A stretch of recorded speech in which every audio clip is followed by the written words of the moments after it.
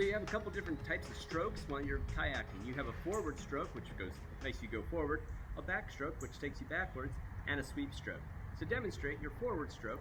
You want to have your paddle almost vertical, and you're going to reach towards your toes or your knee and push towards your hip, like so.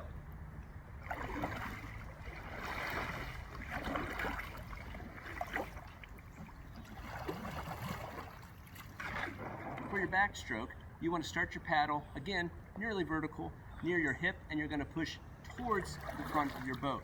Keeping your paddle, and you're pushing with the back side of your paddle here, so you don't want to rotate your paddle around, but push with your back paddle towards the front of your boat, like so.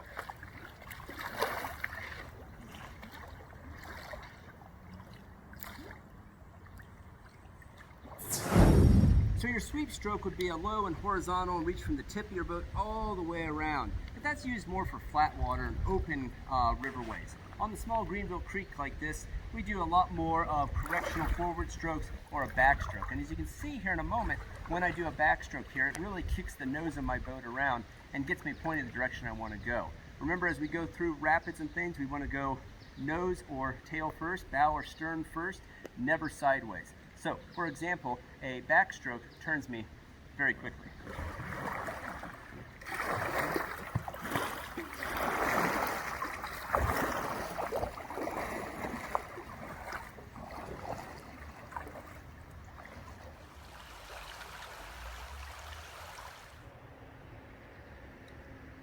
So while you're on the river, you want to be able to read the river as you're going along.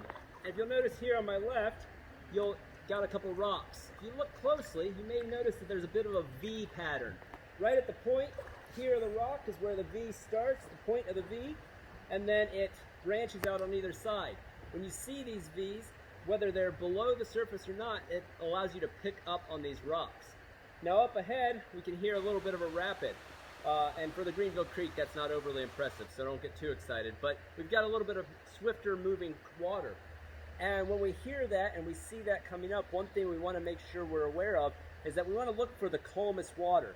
You might go into it getting really excited because you finally got some fast-moving water, but you want that calmer water to float through because that's going to be your deepest water, and that will allow you to enjoy the float instead of getting stuck midway through.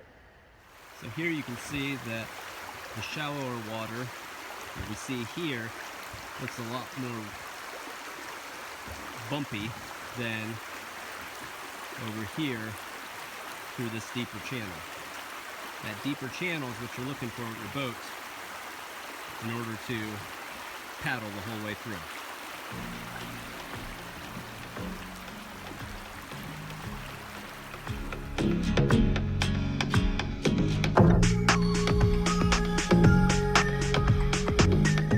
So we're out for a paddle on the creek, and you find that perfect beach or gravel island to have lunch or take a break.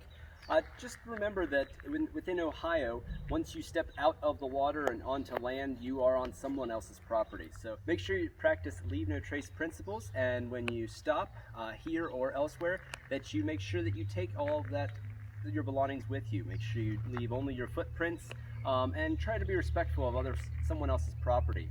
You don't want to leave a bunch of garbage behind, and if you're capable and you happen to find other garbage, whether it be from someone else's lunch or that's drifted in on a high water event, make sure you pack that out too if at all possible.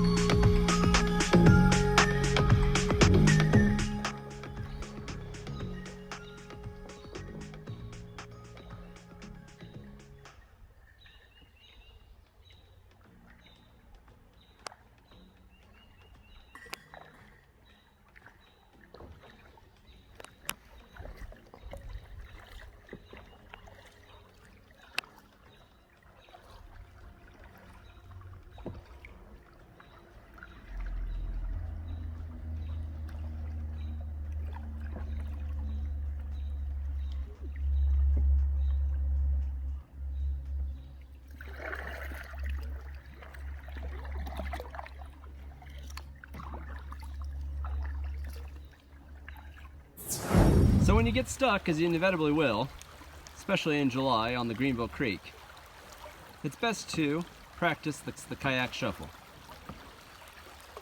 Scooting your boat back and forth, rocking the hips, and using the paddle in the water as much as possible, and sighing in frustration. You will eventually make it through, and if worse comes to worse, remember you can always get out and walk your boat. Just watch that it doesn't drift away. Hey Mitch, I'm stuck! Made it. So when you encounter a section of moving water along the creek, you want to make sure that you get your boat placed in the proper alignment.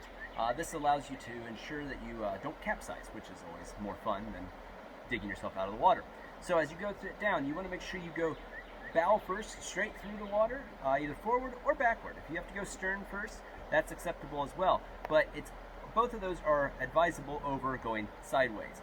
If you get sideways at all, let the water spin you the direction it wants to go until you're either forward or backward, and then ride that rapid that direction. Benefit of doing that is that you're going to slice through the water the way you want to.